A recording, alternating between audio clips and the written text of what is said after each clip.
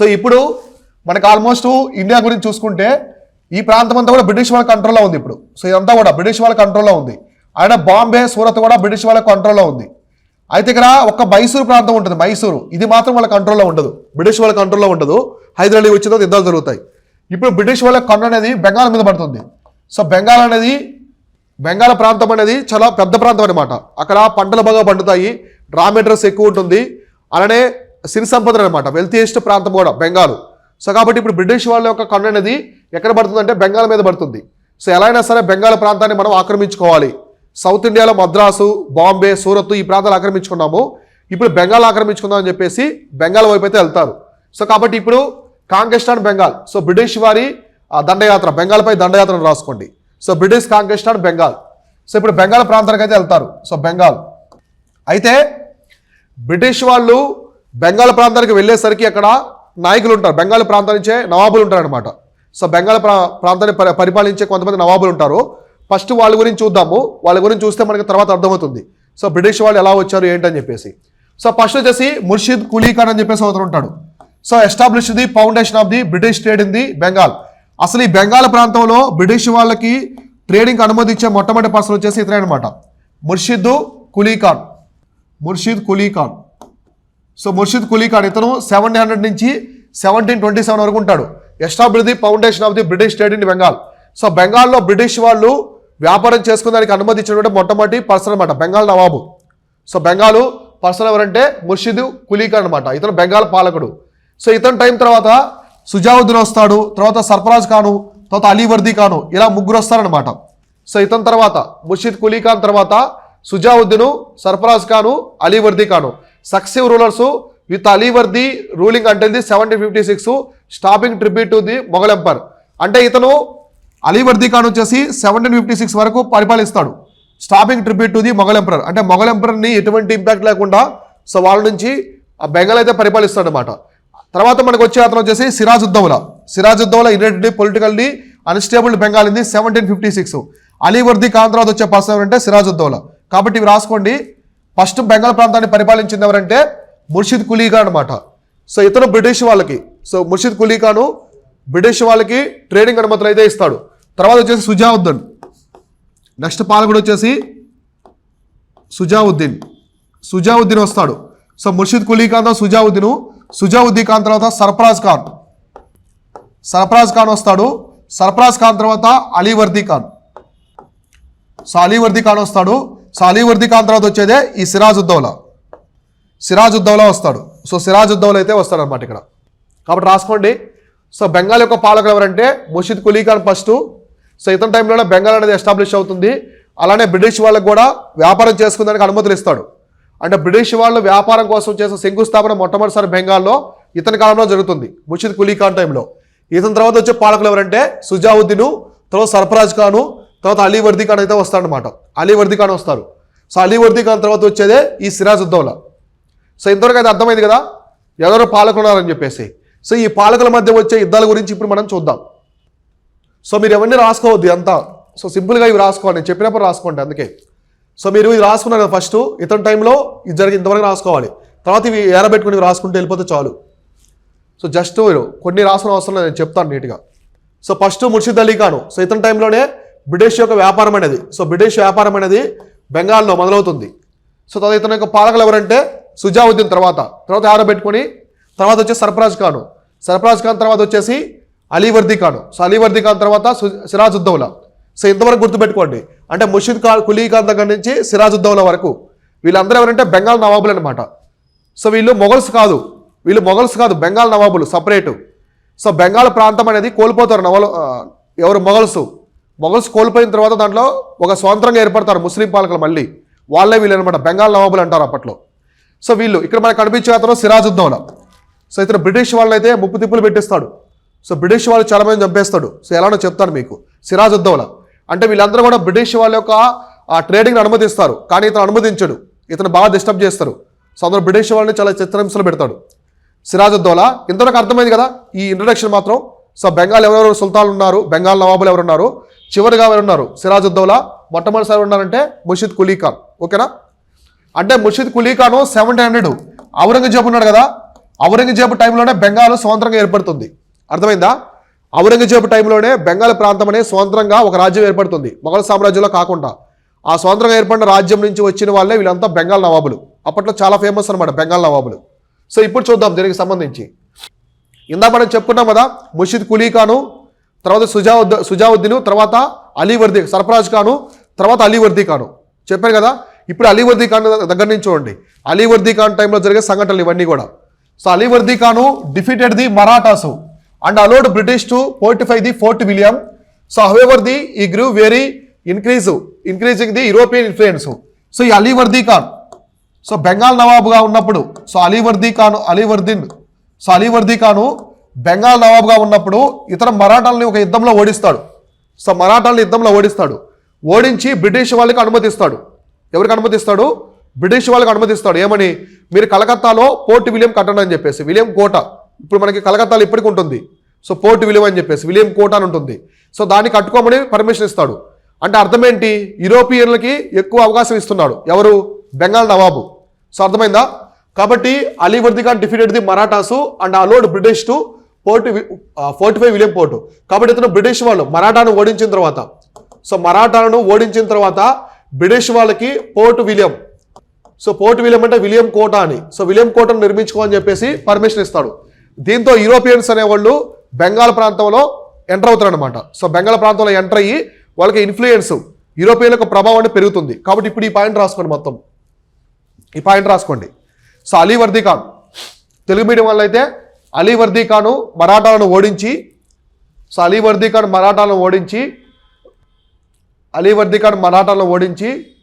British వారికి William కోట నిర్మించడానికి, port William నిర్మించడానికి అనుమతించాడు.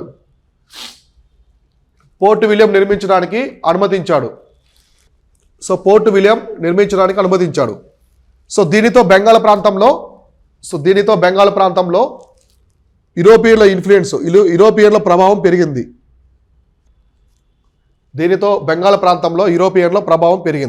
సో ఇట్లా అనమాట. ఎప్పుడైతే అలీవర్దీ ఖాన్ మరాఠాలను ఓడించి బ్రిటిష్ వాళ్ళకి పోర్ట్ విలియం నిర్మించుకొని పర్మిషన్ ఇస్తాడో, సో దాంతో ఈ బ్రిటిష్ వాళ్ళు బెంగాల్ ప్రాంతంలో ఎంటర్ అయిపోతారు. ఇప్పుడు బ్రిటిష్ వాళ్ళు ఒక కోటను నిర్మించారంటే వాళ్ళ యొక్క ఇన్ఫ్లుయెన్స్ పెరుగుతుంది ఆ ప్రాంతంలో. సో అర్థమైందా? ఇట్లా. కాబట్టి కలకత్తాలో ఉండే పోర్ట్ విలియం అనేది ఎవరి టైంలో కట్టారంటే అలీవర్దీ ఖాన్.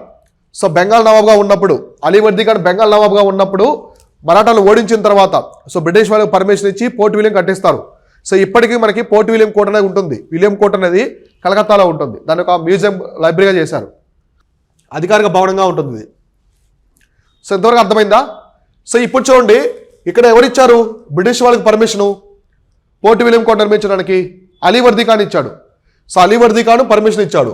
అయితే ఇక్కడ సిరాజుద్దౌలా ఉంటారు కదా, ఇందాక మనం చెప్పుకున్న చివరి పర్సన్, అతనికి నచ్చదనమాట. బ్రిటిష్ వాళ్ళని పర్మిషన్ ఇవ్వడం బెంగాల్ ప్రాంతంలో నిర్మించుకోవడానికి, పోర్ట్ విలియం నిర్మించుకోవడానికి వాళ్ళకి పర్మిషన్ ఇవ్వడం అనేది, సో రెసెంట్ అనేది ఫోర్టిఫికేషన్ అనేది Fort William by the British అనేది, so it is a threat. Sirajuddaulah ఏం చెప్తారంటే అలీవర్దీ ఖాన్కి, నువ్వు బ్రిటిష్ వాళ్ళకి విలియం కోట నిర్మించుకోవడానికి పర్మిషన్ ఇచ్చావు, కానీ వాళ్ళ కోట నిర్మించి మన మీదే ఆ థ్రెట్, మనకి దండయాత్ర చేసే అవకాశం అయితే ఉందని చెప్పి చెప్తాడు. సో కాబట్టి సింపుల్గా రాసుకోండి, Siraj rejected the fortification of Fort William. Siraj rejected fortification of the Fort William, లేదా Siraj rejected the British. So అర్థమైందా? కాబట్టి ఇతను సిరాజుద్దౌలా అయితే యాక్సెప్ట్ చేయడు బ్రిటిష్ వాళ్ళని. సో ఇంగ్లీష్ వాళ్ళని యాక్సెప్ట్ చేయడు. వీళ్ళ వల్ల మనకి ఎప్పటికైనా ప్రమాదం ఉంటుంది. సో వీళ్ళకి మనం పర్మిషన్ అనుమతి ఇచ్చామంటే, బెంగాల్లో ఖచ్చితంగా పర్మిషన్ ఇస్తామంటే వీళ్ళ వల్ల ప్రమాదం ఉంటుందని చెప్పి సిరాజుద్దౌలా చెప్తాడు, వద్దని చెప్తాడు. కానీ అలీవర్దీ ఖాన్ మాత్రం పర్మిషన్ ఇచ్చేస్తాడు. సో ఇట్లా వీళ్ళిద్దరి మధ్య కాన్ఫ్లిక్ట్స్ అయితే వస్తాయి. తర్వాత ఒకరోజు ఏం జరుగుతుందంటే బ్లాక్ హోల్ ట్రాజడీ. ఇది మన భారతదేశంలోనే అత్యంత విషాదకరమైన సంఘటన అనమాట, black hole tragedy. So black hole tragedy అంటారు, తెలుగులో వచ్చేసి చీకటి గది ఉదంతం అంటారు. చీకటి గది ఉదంతం అంటారు. అంటే ఏంటంటే British captives were allegedly killed, escalating tensions and leading to the battle of Plassey. ఇక్కడ ఏం జరుగుతుందంటే బ్రిటిష్ వాళ్ళు కొంతమంది ఆఫీసర్స్ ఉంటారు కదా, వాళ్ళందరూ ఇన్వైట్ చేస్తాడు. ఎవరు? సిరాజుద్దౌలా, అలీవర్దీ ఖాన్ కాదు. సిరాజుద్దౌలా వాళ్ళందరూ ఇన్వైట్ చేసి వాళ్ళందరినీ మీటింగ్ పిలిచి బంధించేస్తాడు, ఒక చీకటి గదిలో బంధించేస్తాడు. ఆ చీకటి గది ఎలా ఉంటుందంటే గాలి కూడా ఆడదనమాట. సో మొత్తం ఆ చీకటి గదిలో బంధించేసి వాళ్ళని చంపేస్తారు. అంటే చీకటి గదిలో బంధించేస్తారు, వాళ్ళు చనిపోతారు. సో కొంత టైం తర్వాత చనిపోతారు. సో కాబట్టి గాలాడక చనిపోతారు బ్రిటిషర్స్ మొత్తం కూడా. కాబట్టి ఆ చీకటి గదిలో చనిపోయిన వారు ఎవరంటే బ్రిటిష్ వాళ్ళు అనమాట. బంధించింది ఎవరంటే సిరాజుద్దౌలా. సో కాబట్టి దాన్ని చీకటి గది ఉదంతం అంటారు, బ్లాక్ హోల్ ట్రాజడీ. సో మొత్తం ఆల్మోస్ట్ 143 మెంబర్స్ చనిపోతారు బ్రిటిష్ వాళ్ళు. సో 140 మందిని ఆ చీకటి గదిలో బంధించి, ఇక్కడ మీకు కనిపిస్తుంది చూడండి బ్లాక్ హోల్ ట్రాజడీ. సో బంధించడం వల్ల వాళ్ళకి ఫుడ్ ఏముండదు, ఆహారం కానీ గాలే రాదనమాట, సరిగా శ్వాస తీసుకోలేరు. అటువంటి గదిలో బంధిస్తారు, అంటే మరణశిక్షలు విధించే గది అనమాట అది. సో వాళ్ళని ఇన్వైట్ చేసి సిరాజుద్దౌలా అలా బంధించేసి వాళ్ళని చంపేస్తాడు. సో చనిపోతారు వాళ్ళు శ్వాస ఆడగా. సో దీంతో బ్రిటిష్ వాళ్ళు ఆగ్రహం వ్యక్తం చేస్తారు. సో ఇలా మమ్మల్ని పిలిచి ఇలా చేస్తారని చెప్పేసి బ్రిటిష్ వాళ్ళకి విపరీతమైన కోపం అనేది వస్తుందన్నమాట. సో ఆ కోపం అనేది ఒక యుద్ధంగా మారుతుంది. సో ఆ యుద్ధమే బ్యాటిల్ ఆఫ్ ప్లాసీ. సో యుద్ధమే బ్యాటిల్ ఆఫ్ ప్లాసీగా మారుతుంది. సో బ్యాటిల్ ఆఫ్ ప్లాసీ అంటే ప్లాసీ యుద్ధం, ప్లాసీ యుద్ధంగా మారుతుంది అనమాట. సో ఇది ఆల్మోస్ట్ 1757లో ప్లాసీ యుద్ధం అనేది వస్తుంది. సో చీకటి గది ఉదంతం వల్లనే ఈ ప్లాసీ యుద్ధం అనేది మొదలవుతుంది అనమాట. సో కాబట్టి ఈ పాయింట్ రాసుకోండి. ఇది రాసుకున్నారా? ఇందా రాసుకున్నారు, ఈ పాయింట్ రాసుకోండి. ఈ బ్లాక్ హోల్ ట్రాజడీ అని చెప్పేసి ఇది మొత్తం రాసుకోండి ఇంగ్లీష్ మీడియం వాళ్ళు. సో తెలుగు మీడియం వాళ్ళు చీకటి గది ఉదంతం అని రాసుకోండి, చీకటి గది ఉదంతం. సో చీకటి గది ఉదంతం అని రాసుకొని, సో సిరాజుద్దౌలా తర్వాత రాసుకోండి. సిరాజుద్దౌలా బ్రిటిష్ వాళ్ళని బంధించి, బ్రిటిష్ వాళ్ళని చీకటి గదిలో బంధించి చంపాడు. సో బ్రిటిష్ వాళ్ళని చీకటి గదిలో బంధించి చంపాడు, బ్రిటిష్ వాళ్ళని చీకటి గదిలో బంధించి చంపాడు. ఇది ప్లాసీ యుద్ధానికి దారితీసింది, ఇది ప్లాసీ యుద్ధానికి దారితీసింది. సో ఇది ప్లాసీ యుద్ధానికి దారితీసింది. సో ఇది ప్లాసీ యుద్ధానికి దారితీసింది. సో అలా బంధించి వాళ్ళని చంపడం వల్ల బ్రిటిష్ వాళ్ళు విపరీతమైన టెంపర్ అయిపోతారు. సో కోపం వచ్చేస్తుంది వాళ్ళకి, ఆగ్రహం వ్యక్తం చేసి వీళ్ళ మీద యుద్ధం ప్రకటిస్తారు. అదే ప్లాసీ యుద్ధం. సో ఈ యుద్ధంతో భారతదేశ చరిత్రలో ఒక భాగం అనేది టర్న్ అవుతుంది అనమాట, టర్నింగ్ పాయింట్ ఈ యుద్ధం అనేది బ్రిటిష్ వాళ్ళకి. సో ప్లాసీ యుద్ధం అనేది జరుగుతుంది. కాబట్టి ప్లాసీ యుద్ధం ఎప్పుడు జరిగిందంటే 1757లో. సో ఇందువరకు రాసుకోండి బ్యాటిల్ ఆఫ్ ప్లాసీ వరకు. సో బ్యాటిల్ ఆఫ్ ప్లాసీ వరకు రాసుకోండి. సో బ్యాటిల్ ఆఫ్ ప్లాసీ అనేది జరుగుతుంది, రాసుకున్నారా? సో ఇప్పుడు యుద్ధం అనేది దారితీస్తుంది అనమాట. ఈ చీకటి ఉదంతం అనేది యుద్ధానికి దారితీస్తుంది. సో యుద్ధంలో పాల్గొంటారు, చాలా పెద్ద యుద్ధం అనేది. ఈ యుద్ధం తర్వాతే మన భారతదేశంలో బ్రిటిష్ యొక్క సామ్రాజ్య స్థాపన మొదలవుతుంది. బ్రిటిష్ వాళ్ళు ఇప్పటి వరకు కూడా ట్రేడింగ్ కోసమే చూస్తారు, వ్యాపారం చేయడం కోసమే చూస్తారు. కానీ మొట్టమొదటిసారి బ్రిటిష్ వాళ్ళు భారతదేశాన్ని పరిపాలించాలని చెప్పేసి ఒక భావన ఇక్కడే వస్తుంది. అందుకే దీన్ని నిర్ణయాత్మక యుద్ధం అంటారు. నిర్ణయాత్మక యుద్ధం అంటే ఏంటి? అది డిసైడ్ చేసినటువంటి యుద్ధం అనమాట. సో యుద్ధం చేసి మనం ఎలాగైనా ఇవి చేయాలి, సో యుద్ధం చేసి మనం గెలిస్తే ఇవి చేయాలని అనుకుంటారు కదా ముందుగా. సో అటువంటి ఆ విధంగా నిర్ణయాత్మకంగా జరిగిన యుద్ధం అనమాట. సో ఇది ఈ బ్యాటిల్ ఆఫ్ ప్లాసీ అనేది. సో మనకి ఇలానే ఆంధ్రప్రదేశ్లో కూడా జరుగుతుంది బొబ్బిలి వార్ అని చెప్పేసి. బొబ్బిలి యుద్ధం కూడా సేమ్ నిర్ణయాత్మక యుద్ధం అనమాట.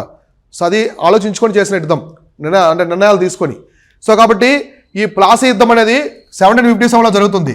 ఇందులో రెండు వర్గాలు, ఒకటి బ్రిటిష్, సో బ్రిటిష్కి వర్సెస్ ఒక కూటమి అనమాట. ఇందులో సిరాజుద్దౌలా ఉంటాడు, సిరాజుద్దౌలా ప్లస్ మీర్ జాఫర్. సో మీర్ జాఫర్ ఉంటాడు ప్లస్ మొఘల్ ఎంపరరు. సో మొఘల్స్ ఉంటారు కదా, లేటర్ మొఘల్స్. సో ఔరంగజేబు తర్వాత వచ్చారు కదా మొఘల్స్, వాళ్ళందరూ పాల్గొంటారు. సో వాళ్ళందరూ కూటమి పాల్గొంటారు. ఇక్కడ వచ్చేసి బ్రిటిష్ వాళ్ళు పాల్గొంటారు. చాలా భీకర యుద్ధం జరుగుతుంది, రెండు మధ్య భీకర యుద్ధం జరుగుతుంది. సో ఇక బ్రిటిష్ వాళ్ళకి వీళ్ళకి మధ్య జరిగినటువంటి యుద్ధంలో బ్రిటిష్ వాళ్ళైతే గెలుస్తారు. సో ఫైనల్గా బ్రిటిష్ వాళ్ళు గెలుస్తారు. వాళ్ళ దగ్గర అధునాతన ఆయుధాలు ఉంటాయి, అన్నీ ఉంటాయి. సో కాబట్టి ఇతను గెలుస్తాడనమాట, వీళ్ళు గెలుస్తారు, వీళ్ళు ఓడిపోతారు. సో దీంతో సిరాజుద్దౌలాను తొలగించి మీర్ జాఫర్ని, ఇక్కడ ఉన్న మీర్ జాఫరు బ్రిటిష్ వాళ్ళకి అనుకూలంగా ఉంటాడు. ఇందులో మీర్ జాఫర్ ఉంటాడు చూడండి, ఇతను బ్రిటిష్ వాళ్ళకి అనుకూలంగా ఉంటాడు. సో అందువల్ల మీర్ జాఫర్ని నవాబ్ చేస్తారు బ్రిటిష్ వాళ్ళు. సో బెంగాల్ని చేసుకొని cementing the British dominance over Bengal. So ఇతన్ని చేయడమే కాకుండా, ఎవరిని మీర్ జాఫర్ని చేయడమే కాకుండా బెంగాల్ మీద ఆధిపత్యం చెలాయిస్తారు. ఇప్పుడు బ్రిటిష్ వాళ్ళే నవాబు పెట్టారనుకో, ఖచ్చితంగా అతను వినాలి కదా. సో చెప్పినట్టుగా ఇప్పుడు హైకమాండ్ అనేది ఒక పర్సన్ సీఎంఓ లేదా హోమ్ మినిస్టర్ పెట్టింది అనుకోండి, హైకమాండ్ ఏది చెప్తే ఫాలో అవ్వాలి ఖచ్చితంగా ఎవరైనా సరే. సో అట్లా ఇక్కడ ఈ మీర్ జాఫర్ని బ్రిటిష్ వాళ్ళు నవాబుగా పెడతారు, నవాబు పెట్టి అతన్ని చెప్తారన్నమాట. సో ఇక్కడ నుంచి బెంగాల్ ఆధిపత్యం అంతా మాదే, నువ్వు ఓన్లీ నవాబు మాత్రం రిప్రజెంట్ చేయాలి. అక్కడ పీపుల్కి వాళ్ళందరికీ నవాబే తెలుసు కదా, నవాబు ఏది చెబితే అది ఫాలో అవుతారు. కానీ నడిపించేది మొత్తం కూడా బ్రిటిష్ వాళ్ళు. కాబట్టి ప్లాసీ యుద్ధం అనేది బ్రిటిష్ సామ్రాజ్య స్థాపనకి పునాది అనమాట ఇది. సో భారతదేశంలో బ్రిటిష్ సామ్రాజ్య స్థాపనకి పునాది. సో కాబట్టి మీరు రాసుకోండి ఈ పాయింట్, ఇంకో పాయింట్ రాసుకోండి, ప్లాసీ యుద్ధం కాడ రాసుకోండి. This war laid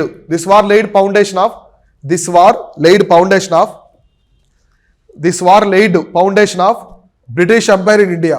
so British empire in India, British empire in India, British empire in India.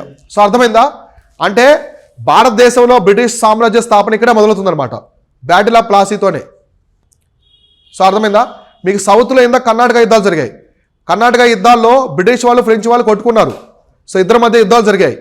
Influence ఉంది ఇండియన్ కింగ్స్ మీద, వీళ్ళు కూడా సపోర్ట్ చేశారు. కానీ అక్కడ ఎవరిని ఆక్రమించలేదు. కర్ణాటక నవాబ్ ప్రాంతాన్ని వీళ్ళు ఆక్రమించుకోలేదు. అలా అని చెప్పేసి తర్వాత ఏది ఈ గోల్కొండ నిజాముల యొక్క పాలన కూడా ఆక్రమించుకోలేదు. గోల్కొండలో ఉన్నటువంటి నిజాములు అనేవాళ్ళు బ్రిటిష్ వాళ్ళతో అనుకూలంగా ఉంటారు. సో భారతదేశంలో బ్రిటిష్ వాళ్ళకి ఊడిగం చేసిన మొట్టమొదటి రాజవంశం ఏంటంటే నిజాములు.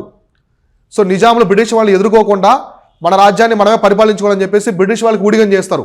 వాళ్ళకి డబ్బులు ట్యాక్స్లు కడతారు. వాళ్ళు ఏమని అది ఇస్తారు బ్రిటిష్ వాళ్ళకి, ఎవరు? నిజాములు.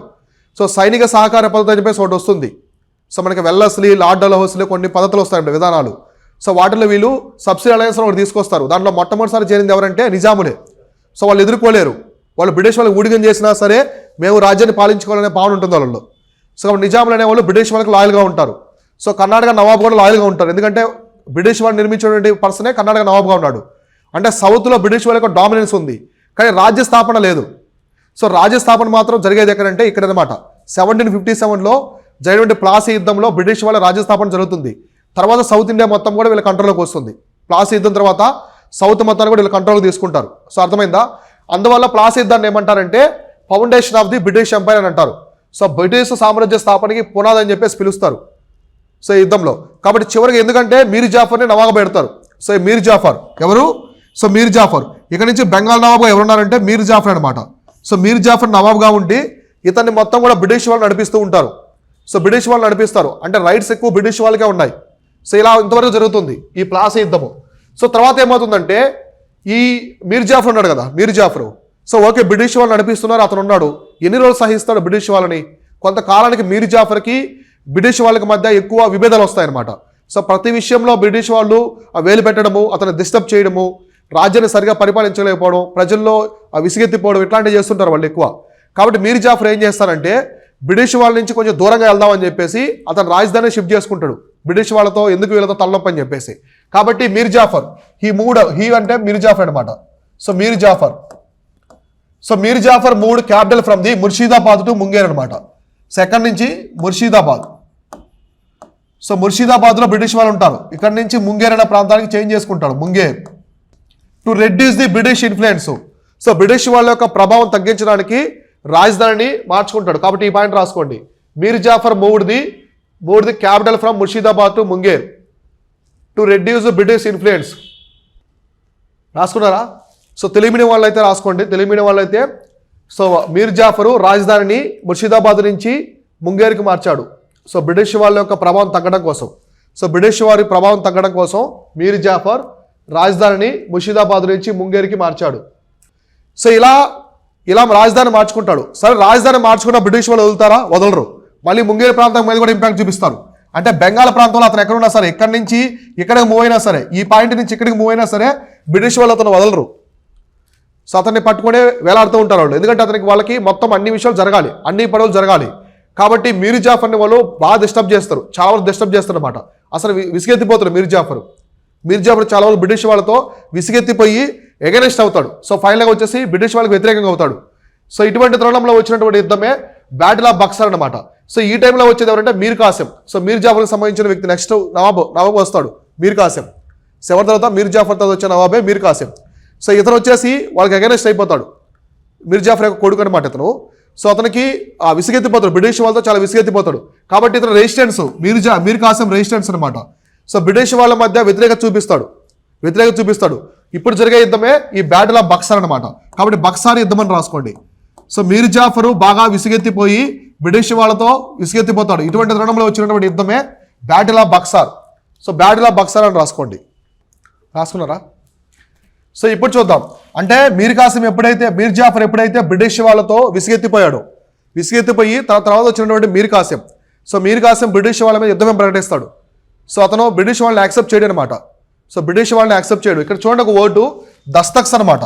దస్తక్స్ అంటే ఏంటి? దస్తక్స్ అంటారు, దస్తకాలు అంటారు. దస్తకాలు అంటే ఒక అనుమతులు అనమాట.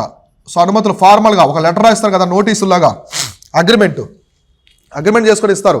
సో మీరు అనుమతి చేసుకోవచ్చు ఈ ప్రాంతంలో అని చెప్పి దస్తక్స్ ఇస్తారనమాట. అంటే ట్యాక్స్ లేకుండా వాళ్ళు బ్రిటిష్ వాళ్ళు చేసుకోవచ్చు. అటువంటి దస్తక్స్ ఉంటాయి. ఈ దస్తక్స్ని మిస్యూజ్ చేస్తారు బ్రిటిష్ వాళ్ళు మిస్యూజ్ చేస్తారు. సో మీకు ఇచ్చినటువంటి దస్తక్స్లు ఫాలో అవ్వకుండా మీరు వాటిని మిస్యూజ్ చేశారని చెప్పేసి వీళ్ళంతా కూడా మీర్ కాసిము ఎగనెస్ట్ అవుతారు బ్రిటిష్ వాళ్ళకి. సో ఎగనెస్ట్ అయ్యి యుద్ధం ప్రకటించుకుంటారనమాట. సో యుద్ధంలో ఎవరెవరు పాల్గొంటారంటే forming the alliance of the Shah Alam two and Shujauddaulah. ఈ సుజావుద్దౌలా ఎవరంటే అవధ్ ఉంది కదా, అవధ్ ప్రాంతం. సో అవధ్ సో యూపీలో ఉంటుంది. అవధ్ యొక్క నవాబ్ అనమాట. ఇతను అవధ్ నవాబు ఎవరు? సుజావుద్దౌలా. ఇక్కడ షాలం టు వచ్చేసి మొఘల్ చక్రవర్తి. సో మొఘల్ చక్రవర్తి. ఇంకో పర్సన్ ఎవరు? మీర్ కాసిం. సో మీర్ కాసిం. వీళ్ళు ముగ్గురు కలిసి ఒక అలయన్స్ ఏర్పాటు చేసుకుంటారు. ఎవరెవరు?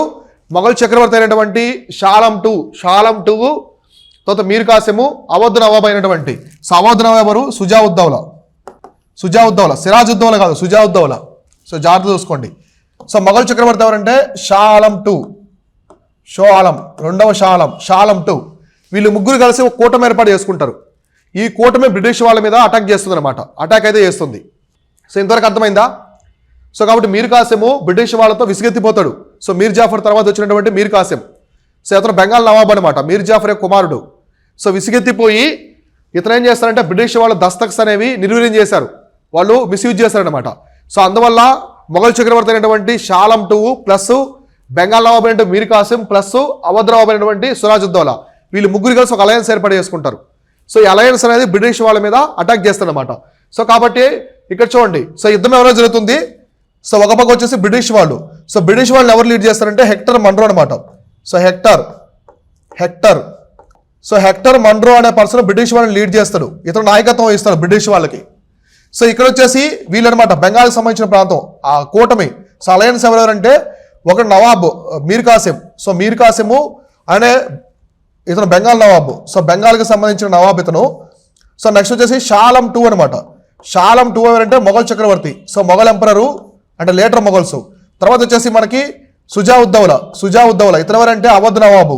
సో వీళ్ళిద్దరు మధ్య ఒక కూటమి, ఇతను వచ్చి ఒక కూటమి, వీళ్ళిద్దరికి మధ్య యుద్ధం జరుగుతుంది. హెక్టార్ మన్రోకి వీళ్ళకి మధ్య. అర్థమైందా? సో కూటమి. సో ఇక్కడ ఎవరు ఉన్నారు? బెంగాల్ నవాబ్ అయినటువంటి మీర్ కాసిం ఉన్నాడు, అలానే మొఘల్ ఎంపరర్ అయినటువంటి షాలం టు ఉన్నాడు. తర్వాత వచ్చేసి ఎవరున్నారు? అవధ్ నవాబ్ అయినటువంటి సుజావుద్దౌలా ఉన్నాడు.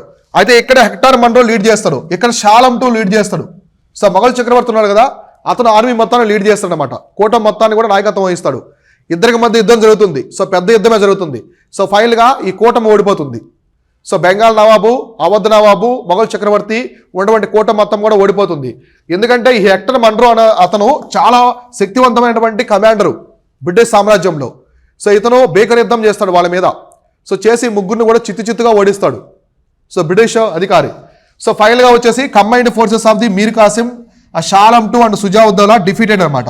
సో వీళ్ళు ఓడిపోతారు.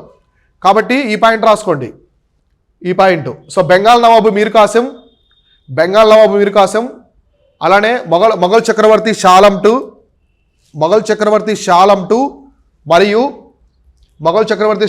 టు మరియు అవధ్ నవాబు సుజావుద్దౌలా. సో అవధ్ నవాబు సుజావుద్దౌలా ఏర్పాటు చేసిన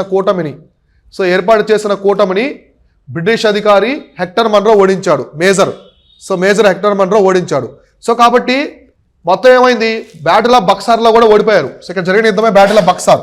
సో బ్యాటిల్ ఆఫ్ బక్సార్లో కూడా ఈ కూటమి ఓడిపోతుంది. సో బెంగాల్ నవాబు, అవధ్ నవాబు, మొఘల్ చక్రవర్తి ముగ్గురు కూటమి ఓడిపోతుంది. సో కాబట్టి ఫైనల్గా వీళ్ళు బ్రిటిష్ వాళ్ళతో ఒక ట్రీటీ అనేది చేసుకుంటారు. ఆ ట్రీటీ అలహాబాద్ ట్రీటీ. చాలా ఇంపార్టెంట్ ఇది. సో అలహాబాద్ సంధి ఇది రాసుకోండి, ట్రీటీ ఆఫ్ అలహాబాద్. సో దాని కింద నేను చెప్తాను చాలా పాయింట్స్. సో ఇది రాసుకోండి, ట్రీటీ ఆఫ్ అలహాబాద్. కాబట్టి చివరికి ఏం జరుగుతుంది? అలహాబాద్ సంధి జరుగుతుంది. సో అలహాబాద్ సంధి అనేది జరుగుతుంది. సో ఈ టైంలో 1764 ఆ టైంలో. సో యుద్ధం తర్వాత ఇమీడియట్గా ఆ బ్రిటిష్ వాళ్ళు గెలిచి ఆ కూటమి ఓడిపోయిన తర్వాత ఒక సంధిని చేసుకోవాల్సిన పరిస్థితి అనేది వస్తుంది అనమాట. ఆ సంధి పేరే ట్రీటీ ఆఫ్ అలహాబాద్ అనమాట. కాబట్టి అలహాబాద్ సంధి అనేది ఎక్కడ జరిగిందంటే, ఏ యుద్ధంలో జరిగిందంటే బ్యాటిల్ ఆఫ్ బక్సార్ అనమాట. సో బ్యాటిల్ ఆఫ్ బక్సార్లో జరిగిందే అలహాబాద్ సంధి. ఓకేనా?